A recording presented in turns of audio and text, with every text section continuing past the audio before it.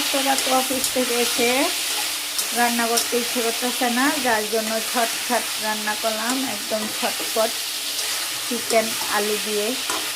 আমরা একটু চিকেনটা বেশি খাই, কী করবো, ছটফট রান্না করে চিকেন রান্না করি তোমার জন্য। চিকেন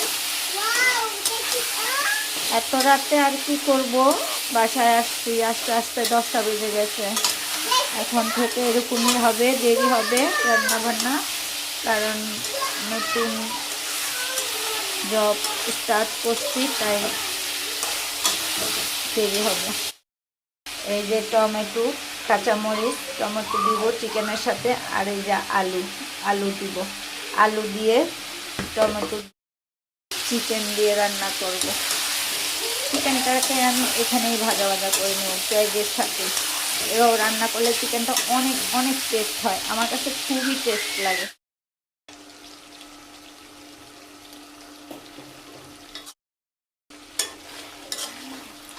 রান্না প্রায় শেষের দিকে, এখন কষাচ্ছি, কষাবো।